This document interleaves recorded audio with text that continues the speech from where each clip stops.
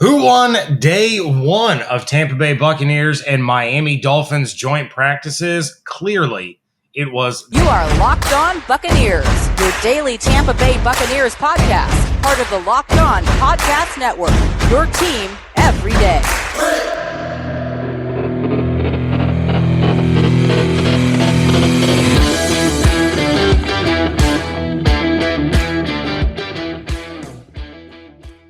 What's up, and welcome to the Locked On Bucs Podcast, part of the Locked On Podcast Network, your team every day. We are your daily podcast covering the Tampa Bay Buccaneers, free and available on all platforms, including YouTube. And we thank you for making us your first listen or view of the day. I am James Yarcho, joined by my co-host, David Harrison. You can check out all of his written work over at Sports Illustrated's BucsGameDay.com. Check out mine over at SB Nation's BucsNation.com. And, of course, follow along on Twitter at LockedOnBucs, at JYarcho_Bucs, and at DHarrison82. And we thank you again for making the Locked On Bucs podcast your first listen or your first view of the day. Hopefully it's your second listen or your second view of the day because you checked out our live stream following practice on Wednesday. We will do that again on Thursday following day two of the Buccaneers and Miami Dolphins joint practices. But today, here on this episode, we're going to talk about who won, and we're going to answer some questions that we got during the live chat and on some other forums as well, questions coming in. And you're going to hear from Cyril Grayson Jr. and linebacker KJ Britt. So lots to get to. So let's go ahead and get to it, James, if you're okay with that. If you haven't seen or heard, we definitely encourage you to go back to check that out. But the Buccaneers won day one of training camp. So that is the end of our episode. Thank you for joining us on the Locked On Bucs podcast. Yeah, they did, in fact, win, and they did it in kind of a couple of different ways, David. And obviously, for those that didn't check out the live stream, you were watching the Bucs defense and the Dolphins offense. I was watching the Bucs offense and the Dolphins defense. So, why, in your opinion, I guess, that can also be taken as pure, unadulterated fact, did the Buccaneers win the day in day one of these joint practices? Well, I mean, I think the first layer of this argument, right? Because listen, there's reports coming out that the Dolphins had a good day. There's reports coming out that the Bucs had a good day. I think both teams at the end of the day are going to be happy with what they put on tape and what they put on film. I agree. But there are a couple of truths that we're going to talk about here. We're going to start with the dual field practice portion, right? So for those who weren't there, those who don't know, they started off with the stretching and everything that they do. Then they did the individual drills like they always do. But when it came time to do the 7-on-7, 9-on-9, and a little bit of 11-on-11, they actually used two of the practice fields. So the Bucs offense and Dolphins defense were on the practice field closest to the fans, which is where James was watching the offense. And then on the second field, it was Bucs defense, Miami offense, which is where I was. Much quieter, not a whole bunch of fans right there, which they don't want to see Tua Tagovailoa throw the ball anyway. It was loud. Now, on the Buccaneers side of things, how many turnovers occurred? There was one, and it was actually due to a receiver mistake, I guess, misfortune. Right. Than it was the offense actually. So it wasn't a takeaway; it was a giveaway. That's the perfect way to put it. Right. Yes. On the Dolphins offensive field, where the Bucs defense was, there was an interception by Carlton Davis, and then later on in the practice, there was an interception by Devin White. So there alone, you have more takeaways, and they were takeaways, not giveaways on the Buccaneers side of things. But beyond that, when you look at the Dolphins offense versus the Buccaneers defense, the offense, they got some things. I will tell you, like Tua Tagovailoa completed some passes, and the receivers were able to get a little bit of yak. The running game was mostly stifled, but there were some edge hits at the Miami Dolphins offense where it was able to get and to break off some yards. And Chase Edmonds looks really good. There was a play. I kind of talked about it during the live chat, but again, Chase Edmonds got a short pass from Tua Tagovailoa, put his left foot in the ground, spun around, basically left Devin White standing there wondering where the running back in front of him just disappeared to, and then he headed upfield. It really was a very good play. One of the play that Dolphins media basically is clinging to be very good. But Carlton Davis undercutting a dig route for an interception. Antoine Winfield undercutting a crossing route intended for Tyreek Hill for the pass breakup. Again, Devin White comes up with an interception later.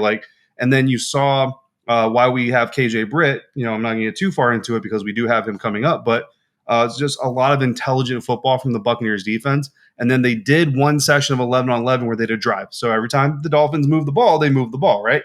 Right. They ended up with the ball inside the 15 or 12-yard line. I can't remember exactly where the spot of the ball was, and they went for it.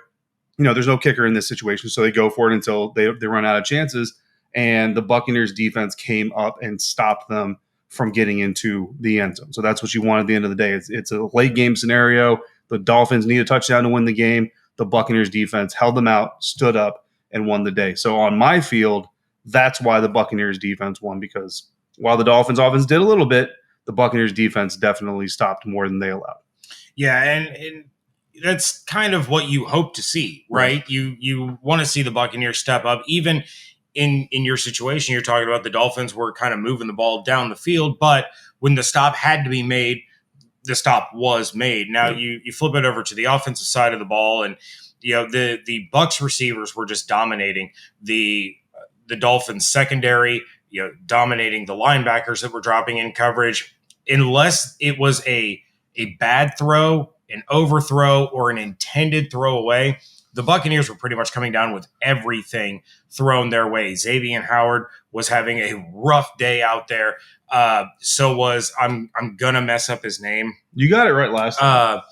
Igbenogany. There you go. Noah Igbenogany. He was absolutely Brady's pet project of how bad can I make this man look in front of all these people who are going absolutely nuts in the fan section.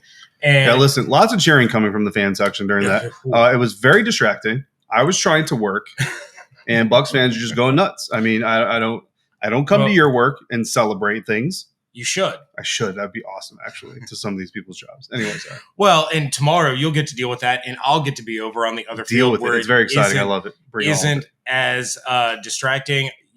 I won't have to be kneeling down so that I'm not blocking fans' views. So I'm looking forward to just being comfortable and standing. But anyway, something else that I think is a reason that the Buccaneers won the day, and this was an opportunity you and I got to kind of watch together. Yeah. And it was both teams running their 2-minute drills. Yeah. So you had Miami's offense taking the field first, and it was a lot of dinking and dunking, chipping away, which is fine. I'm not discouraging that. I'm not saying that was poor decision-making, but the Dolphins were putting themselves in a position to try to put some points on the board. Then in a scrambled mess of just actually some poor decision-making, they try to rush the field goal unit onto the field to kick a field goal as time is expiring. They don't get the kick away, and the Dolphins come away without any points. Yeah. The Buccaneers come onto the field. Again, a lot of dinking and dunking, a little bit of chunk, no explosive plays. There was nothing deep down the field, but they methodically worked their way down. And with about 4 seconds left on the clock, Tom Brady spikes the ball, is able to bring Jose Borregales onto the field to attempt. From our vantage point, I can't tell you exactly how far the field goal was. Yeah. It was around 40 to 45 yards. It was right there in that range. It was a decent distance, and he absolutely just nailed it, split the uprights. So again, even in that 2-minute drill, the Bucs come away with 3. The Dolphins come away with nothing because the offense made the smarter decisions and were able to stop the clock, whereas the Dolphins were kind of in panic mode. Yeah, they were. And look, for 2-minute drills, for those of you who haven't seen in practice before, there's a scenario. Here's the score. Here's the time left on the clock. Here's how many timeouts you have. Go execute a 2-minute drill. The Dolphins, they ran out of timeouts. They ran out of clock. They didn't get the kickoff. So in theory, they lose, or whether it's an end of half scenario, I don't know. The Buccaneers, they go out there. They're judicious with their time. And not only did Tom Brady spike the ball, it wasn't even all that rushed. It was like, get on the ball. Let's do this. Let's spike the ball. All right, get the kicker out here, and let's get this dub. But what makes it even more impressive, which is another reason the Buccaneers win, right? The Dolphins have their full complement of weapons out there. Mm-hmm. They're healthy, right? The Buccaneers, Mike Evans isn't out there. Chris Godwin's on the side running routes with Ryan Griffin. By the way, looking very good, but not ready for competition yet, right? And Julio Jones, who had done the one-on-ones, done some of the 7-on-7, 9-on-9, did not participate in the 2-minute drill portion of the practice. So, and by that point, Russell Gage was also injured. I keep forgetting that part. Sorry. My mind is not allowing me to think that Russell Gage is going to miss significant time. So I keep forgetting that part. So your number one wide receiver at that point is Tyler Johnson. Yes. And Scotty Miller and Cyril Grayson. Like, those are your guys out there. And the Buccaneers defense still moves the ball, gets in the field goal range. By the way, that Dolphins field goal they tried to rush out there to get would have been about a 50-yarder. So not only did they get their field goal off, they got closer to the end zone than the Dolphins did. despite the fact they're missing so many weapons. So, yeah, again, look, Dolphins had a good day. I'm not denying that. I'm not sitting here saying like the Bucs just whooped them up all over at the Advent Health Training Center or one buck, but the Buccaneers won the day. So, Buccaneers had a good day. We had a good day. We had to speak to KJ Britt, one of my favorite guys coming out of the Senior Bowl when he did, and then an up-and-coming linebacker as I continue to clack my watch on the counter for some reason. We're going to do all of that here coming up thanks to our friends over at Built Bar. And if you haven't had Built Bar Puffs yet, you are depriving yourself of one of life's greatest joys. Right now, you can get cookie dough chunk puffs that have a light and chewy texture, real cookie dough chunks, and of course, they're covered in 100% real chocolate. All the joys of eating cookie dough without the hassle of making it. Plus, it's healthy for you. What's great about Built is that all of their bars are made with the collagen protein, which your body absorbs more efficiently and provides tons of health benefits. So you can eat something that tastes good and is good for you. Ditch the calories, fat, and the sugar. Grab yourself a Built Bar. Go to Built.com. Use promo code LOCK15 to get 15% off your order. That's promo code LOCK15 at Built.com. Thanks again for making the Locked On Bucs podcast. I just did it again. Your first listen, or first view, all of it of the day. Hopefully, again, your second listen, your second view. If you checked out the live stream right after practice, we'll do it again tomorrow. Make sure you come through. Bring your questions because as you ask questions, we're going to record some of them and we're going to bring them to our regularly scheduled show episode, which is this one, which is where we're going to answer some of your questions. So, James, there are bubble guys across the roster fighting tooth and nail.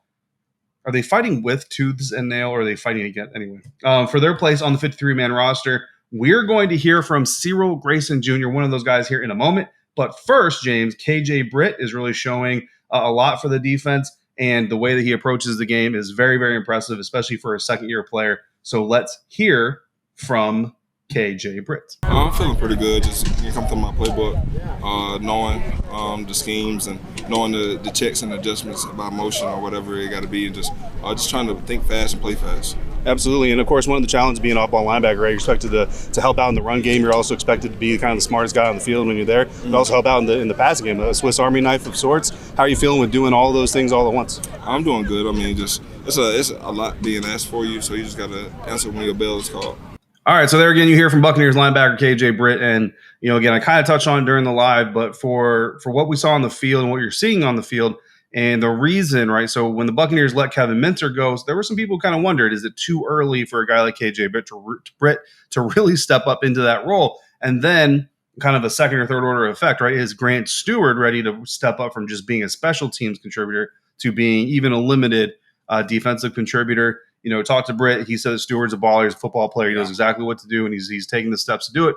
But for KJ, what I was really impressed with on Wednesday, especially going up against live competition where he's not used to seeing these guys all the time. And again, there's no game plan. Like, they didn't get Dolphins film ahead of time and say, hey, when the Dolphins offense comes out in this look, they're likely going to do this. So he's reading and reacting just based off of what what the formation is and what he thinks is about to come. Again, saw him step up at one point in time. Give a D tackle a nice little slap on the butt, which means something, to the defense. To me, I have no idea what it means, but to them, it means something. And whatever it means, they hit the run fits really, really well. It was an outside run, and they plugged it up immediately. Zero gain. You never even saw the running back, to be honest with you. There's zero daylight. Second play, he makes another adjustment, makes another call. And again, I don't know what the call means, what they switch out of, what they switch into, but all I know is when they pitched the ball to the outside, which again, at that point in time, the Dolphins had a couple of gash runs, big runs on the edge against this Buccaneers defense. They make the adjustment. KJ Britt makes the call. They get out to the edge. They contain it. They bring Chase Edmonds down for either a loss or a minimal gain. Again, they were about 50 yards away from where I was standing. So I don't know exactly what the yardage gain was, but it was very minimal gain, if any gain at all. Just shows the IQ, shows the development and the continued growth of KJ Britt, not just as an athlete, but as a mental leader on this team. Because, like I said, that middle linebacker, the one, especially the Mike, the one who's setting the defense, you were expected not just be a run stopper, but a pass defender, and you have to be the smartest guy on the field at the same time. Yeah, and we saw Kevin Minter last season take very meaningful snaps throughout the regular season. We saw Levante David go down. We've seen Devin White go down, and Kevin Minter has been the guy to fill that role. And obviously, you don't want that to happen. You want to see Devin and Levante out there together and playing and healthy all year long. But if you're a Buccaneers fan and the worst comes to fruition and one of those guys does miss a game or two or even more, there's absolutely no reason at all why you shouldn't have the utmost confidence in KJ Britt to be able to slide in and take over that role. From what we've seen of his football IQ, the physical reaction to what he's seeing in front of him, his ability to play this position, you should be confident in him stepping on the field for meaningful snaps. Now, we're going to see plenty of him on Saturday against the Miami Dolphins. Starters, very few, if any, are going to play. So you're going to see guys like KJ Britt. You're going to see guys like Cam Gill. On the other side of the ball, you're going to see guys like Cyril Grayson, who we'll hear from in just a moment. You're going to see more of Devin Tompkins, who's been playing really well at wide receiver. You're going to get a big slate of Rashad White. You're going to start to be able to see the depth that this team has. And I'm telling you right now, beyond just KJ Britt, you take a look at the way some of these guys are playing football, their understanding of what their assignment is. These are guys that are going to make this football team, and there are plenty of guys that are going to get cut that will absolutely be plucked by other franchises because they are worthy of being on these rosters. Absolutely. And if you're out there wondering right now, well, can't the Buccaneers at least trade some of those guys for some draft capital? They absolutely could. We talked about that on yesterday's episode, so make sure you go back and check that out. It's not the last episode because that's our live stream. It's the episode before that one. So go back 2 episodes and then make sure you check out the live stream because a lot of good information coming from there that we're elaborating on now, but you want to get the context that we set it up in before then. So another good thing to monitor, again, KJ Britt, number 52 in your programs, number 1 in your hearts, doing really good things. Also, we're still closely monitoring that wide receiver competition, just like all of you are. We continue to get questions about wide receivers. And if you're wondering why we haven't talked about Russell Gage yet, again, we talked about him in the live stream. So just to update you, there are no updates. There won't be any updates till tomorrow. The first update being, so Ian Rappaport is saying, right, that it's not supposed to be serious. That's an update, I guess, but it's not a real update. The real update is going to come whether or not he practices tomorrow, which we fully expect he's not going to. And then, of course, Todd Bowles will be asked about it first thing after practice, assuming nothing major happens. But anyway, wide receiver competition, that's something that's on everybody's minds. We've been watching it, and something that we've been very high on that a lot of people really aren't talking about, James, is Cyril Grayson Jr., a veteran wide receiver who did a lot of good things late in the season last year. Unfortunately, suffered his own injury that kind of derailed that, but he's back. He's looking good. He's looking sharp on the field, and he's feeling good. You're going to hear a little bit of how he's feeling because we talked to him after practice on Wednesday. So you're going to hear that coming up next on the Locked On Bucs podcast.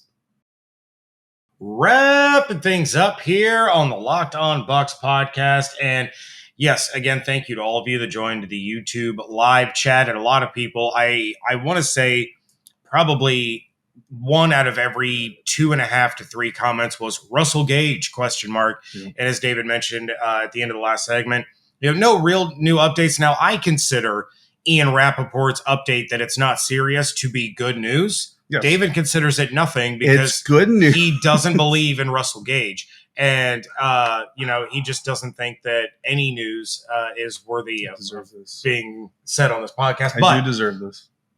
I do find it to be good news. Like we said in the live show, for those that didn't see it, we're probably not going to see him tomorrow, not going to see him this weekend. At the earliest, you're looking at seeing him in the joint practices against Tennessee. But even then, Mike Evans, a minor hamstring tweak, we'll call it. He hasn't practiced in about a week, which I think equates to about 3 to 4 practices.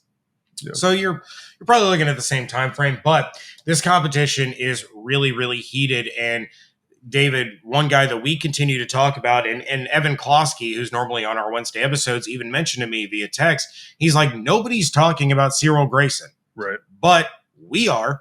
And, nobody. Interviewer extraordinaire, David Harrison, was able to catch up with Cyril after practice and talk to him about that very competition. Barely caught up to Cyril. He's a fast person. He is. He Even was walking, it. he is fast. Here we got Bucs wide receiver Cyril Grayson Jr. Cyril, first day of Miami Dolphins joint practices. A lot of competition out there. A little bit of chippiness. Scotty Miller taking a late shot there. Guys coming to his defense. How'd you like the competition on day one? It was a good competition. Always good to go against somebody other than our guys. Like you said, got a little chippy. And that tends to happen when you bring in guys who you're not so familiar with, and you don't really care about them as much as you care about your guys. Competition is the name of the game, of course, in training camp. The wide receiver group is deep. How are you feeling about the group in general? How are you feeling about where you stand right now in that group? I'm feeling good about the whole group. I think this is probably the best group of receivers that we've had since I've been here, since 2019. Probably the best group of guys probably across the league that's together, you know. And obviously everybody's thinking about the competition, but I think everybody that's out there on the field is thinking about the competition within themselves, how they can get better. All right, so it was great to catch up with Cyril Grayson Jr. on the practice field following joint practice with Miami Dolphins on Wednesday. And talking about competition, this is what these guys thrive on, right? They get up every morning ready to compete, ready to fight with their opponent, whether it's their own teammate or another guy, but they prefer the other guy because, like Cyril said, you care about them less, right? And that kind of shows because they met up in the middle of the second practice field before they got started, and of course, the assumption is the speech was, look. We're out here to compete. We're here to make each other better, but we're also, brotherhood of football players and all that stuff. Well, next thing I hear is that Leonard Fournette's taking shots at Christian Wilkins' jawline. So that brotherhood very quickly went out the window. Well, and real quick, shout out to Matt Matera, Pewter Report. He and Bailey Adams and I were standing there when they were doing that huddle thing. And Matt Matera takes a picture of that huddle, and he goes, "I can hear it from here. It's the Anchorman speech. There will be no touching of the hair or the face, and that's it. Let's do this." Sure enough, kerfuffles began breaking out. Yeah, look, Todd Bowles said after the practice that he wasn't very happy with some of the extracurriculars that were going on. We'll see what happens on day two. Day two typically isn't better than day one. So, usually worse. Yeah, so we'll see what happens, but again, Cyril Grayson Jr., a guy that not a lot of people are talking about, so we wanted to talk about him. We've been getting questions about the wide receiver depth battle, so we figured that's a good way. You know what I mean? Let's answer a question that fans want to know about. Let's also bring a guy who's in that competition out of it and get their opinion on where they stand. We're going to do the same thing tomorrow if all goes well. Scheduled to talk to Rachaad White after practice, which he's involved obviously in that second running back job battle, so we'll talk to him about how he's feeling right now, and then we're trying to talk to defensive line coach Lori Locust about how Akeem Hicks and how Logan Hall are getting along, how they're blending with Vita Vea and Will Golson, but also because she goes up against and her guys are going up against the Buccaneers offensive line, how they're doing. So kind of two questions, one answerer, right? All rolled up there. And then Coach Lowe is just awesome. So any excuse to talk to Coach Lowe is an excuse that I will take. Yeah, and David, we can at some point we need to go back and look at the way we projected the 53-man rosters because we don't envy Todd Bowles and Jason Light making this decision. No joke. I realize you said it jokingly last week that they're just going to roll 12 deep at wide receiver. Yes, they absolutely can. Yes. They have 12 roster-worthy receivers. So Cyril Grayson is a pleasant surprise emerging as a legit candidate to make this roster. I think, and that's pushing Jalen Darden to play better, which he has been, which is pushing Tyler Johnson to play better, which he has been. So again, we go back to the fact that Brashad Perryman might really truly be the odd man out. And if he is, shout out the godfather of the Locked On Bucs podcast, Greg Allman, for saying that back before training camp even began. These are going to be really, really tough decisions. And I'll be interested to see how involved in special teams Cyril is, because he did mention that is an avenue where he wants to make himself available, and it's going to help him make this football team. Yep. He may not need it, but it's nice to have that versatility and tell your coach, look, I'm willing to be out here and do this if it means that I'm staying on this football team to contribute. And that's actually another question we've been getting. So we'll hit another one real quick. Special teams return specialist competition. Cyril absolutely plans on being in that mix. I asked him, is that something you can really show off in practice, or do you need the game atmosphere? He said you can kind of show it off in practice, but really the game is where it gets going. So if you want to know the answer on where the return specialist battle is standing, tune in Saturday night. I'll be tuning in because I'll be sitting in the press box and I have nothing else to watch. Well, I guess I can bring my iPad and watch some Netflix. I'll be sitting in an awful hotel in awful Georgia and not be able to see the game because I will have no way to view it at that moment in time. I hear awful Georgia is beautiful in the spring. I highly doubt that Jackson, Georgia is going to broadcast the Bucs Dolphins game. Shout out Jackson, Georgia. getting called out by Mr. Yarcho over here. So show the Bucs game, and I'll give you 5 stars. So more to come, more questions to get answered, of course, and that's what training camp is all about. That's also what we're here for. So again, thanks to everybody who joined the live, asked their questions. If you've got questions, you want to throw them in the comments here on this one or the live chat. We do plan on being in the chat room for this episode's live chat. Sometimes that doesn't happen, but we are intending to be there. So hopefully we're there and you're talking to us right now. If you have questions, please drop them in there as well. And then, of course, around 1:30 p.m. Eastern time tomorrow, we do plan on going live again after practice. Again, Rashad White, Lori Locust, Coach Lori Locust, the intended interviewers. We'll find out what happens. Interviewees. Things happen. Things change. Potentially, we'll see what happens, and we'll let you know what everything's going on in day 2. And hopefully the Draft Network's Carmen Vitale, honorary host of the Locked On Bucs with her many appearances. Well, I mean, that was the nickname that she got. She was an honorary third host with all of her appearances. But that's when she was connected. She was the Bucs plug. And now, but TDM plug is cool. Yeah, it is, but it's Carmen. So the title still stands. So again, make sure you are subscribed to the YouTube channel and you have the notification set so you know when we go live after practice on Thursday. We thank you for making Locked On Bucs your first listen or view of the day. Now make your second listen Locked On Fantasy Football. Find the intellectual fantasy expert Vinny Iyer, who brings over 20 years of NFL expertise and a unique angle to give you the moves that no one else has. Get ready for your hiccup. Get ready for your fantasy draft with Locked On Fantasy Football. Again, we'll be back tomorrow, 2 episodes live right after practice. And then again, our regularly scheduled episode that will drop at 9 o'clock on YouTube. And then, of course, we'll drop into all of the podcast catchers that you all utilize. Check out David's work over at BucsGameDay.com. Check out mine over at BucsNation.com. And, of course, follow along on Twitter at LockedOnBucs, at JYarcho_Bucs, and at DHarrison82. Hope you all have an absolutely outstanding day. Stay safe, stay healthy, fire those cannons. We thank you so much for joining us right here at Locked On Bucs.